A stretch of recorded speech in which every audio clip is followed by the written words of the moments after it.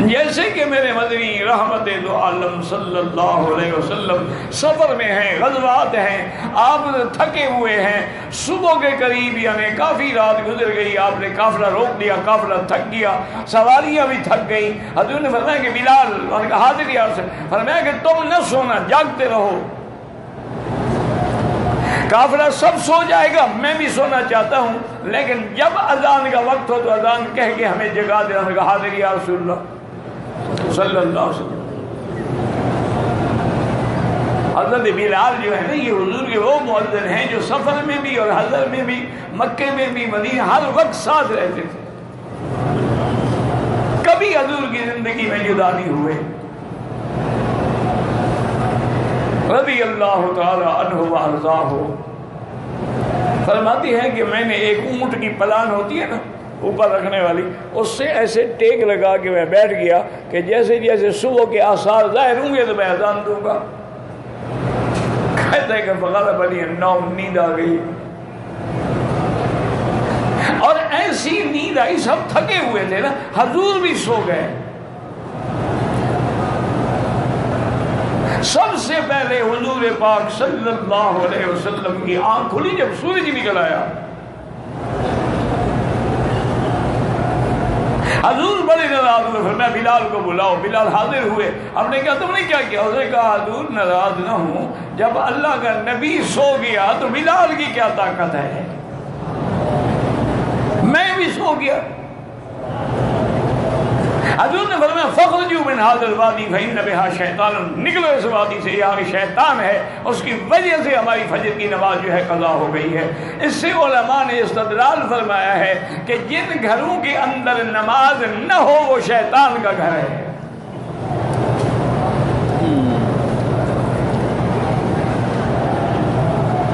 لیکن یاد رکھیں کہ اس حدیث مبارک میں بھی ایک اشکال ہے کہ بھئی حضور کیسے سو گئے؟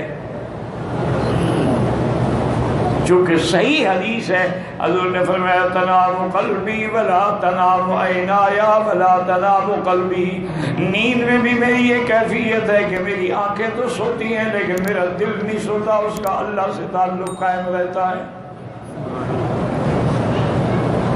یہ صرف حضور کی خصلت ہے کہ فرمایا کہ ہاں یہ ہے کہ میری آنکھیں تو سو جاتی ہیں، میرا دل، تو پھر حضور کو نیند کیسے آ گئی؟ علماء نے فرمایا چونکہ نیند کا تعلق آنکھوں سے ہوتا ہے، دل سے نہیں ہوتا۔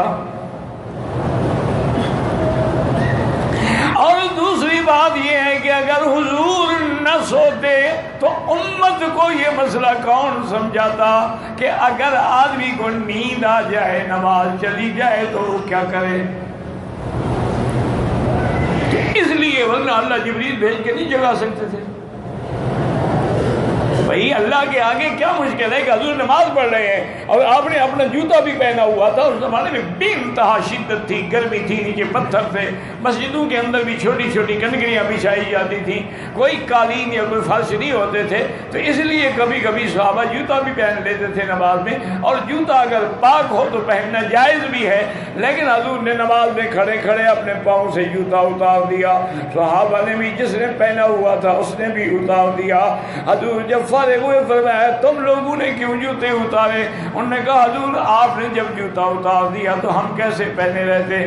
آپ نے فرمایا جانی جبریل، اللہ نے جبریل بھیجا نماز میں، اس نے مجھے بتلایا کہ آپ کے جوتے میں کچھ لگا ہوا ہے، اتار دیں۔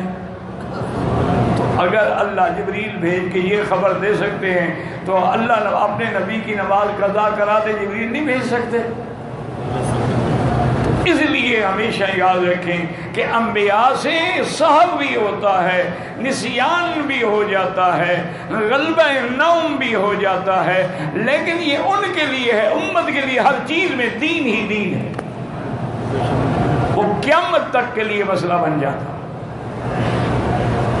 یہ ساری تمہید میں نے کیوں عرض کی ہے؟ صرف بات سمجھنے کی کوشش کریں کہ اگر آدم اللہ کا خلیفہ ہے، نبی ہے، اور اگر وہ بھی شرک کرے تو پھر اور کون بچ سکتا ہے؟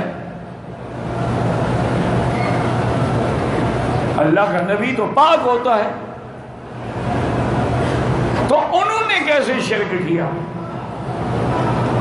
اصل مسئلہ یہی ہے جس کے لیے میں نے یہ ساری تمہید عرض کی ہے کہ بھئی آدم تو نبی ہے، خلیفۃ اللہ فی الارض ہے، اور پھر آدم علیہ السلام شیطان کے ڈسے ہوئے ہیں، اس کی وجہ سے آپ نے درخت کھایا اور آسمانوں سے اترے، آپ کے کپڑے اترے، آپ کو اتنا عرصہ اللہ کے آگے فریاد کرنی پڑی، پھر اس کی بعد میں کیسے آ گئے؟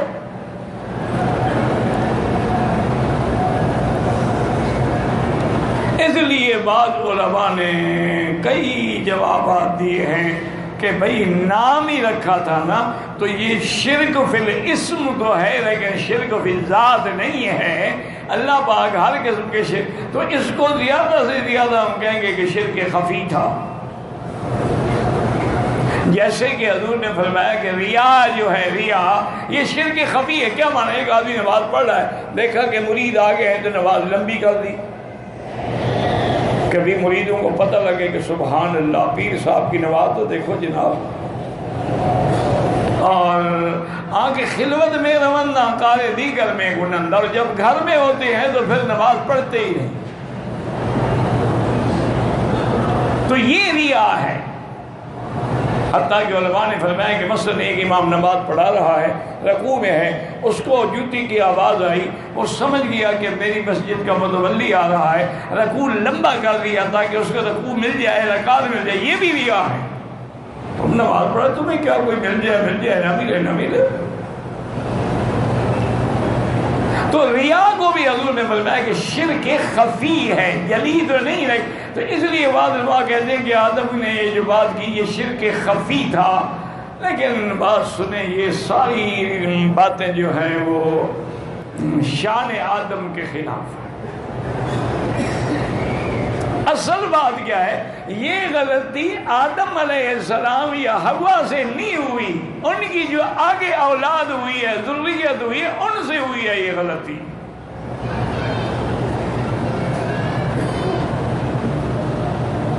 اس لیے قرآن کہتا ہے کہ تعالی اللہ عما یشرکون، جمع کا صیغہ ہے۔ اگر صرف آدم و حوا ہوتے تو ہوتا عما یشرکان، یشرکون نہ ہوتا۔ تو اللہ نے اولاد آدم کے بارے میں بتلایا ہے کہ جب اولاد کی تمنا ہو خدا سے مانگتے ہیں، اور جب اولاد ہو جائے تو اللہ کے ساتھ شرک کرتے ہیں۔ پھر مزاروں پہ جاتے ہیں جناب، وہاں جا کے ہم نے بال جو ہے نا بچے کی جھنڈ اتارنی ہے، سائیں کی مزار پہ جا کے اتارنی ہے۔ پتہ نہیں وہ بالوں کو کیا کرے گے سائیں۔ انا للہ و انا الیہ راجعون۔ تو اس لیے یاد رکھیں کہ یہ اس سے مراد ذریت آدم ہے، آدم کی اولاد سے یہ باتیں ہوئی ہے، آدم و حوا سے نہیں ہوئی۔ لیکن اصول ہوتا ہے کہ جب بھی کوئی بات ہوگی تو نسبت تو آدم کی طرف ہوگی، نہیں کوئی ساری اس کی اولاد ہے۔ تو اس لیے الحمدللہ ثم، کیونکہ آخر کا لفظ جو ہے نا وہ دلیل ہے ہمارے اس دعوے کی۔ اللہ فرماتا ہے فتعالی اللہ عما یشرکون، تو جمع کا صیغہ ہے، تو اس سے مراد اولاد آدم ہے، آدم و حوا شرک سے پاک۔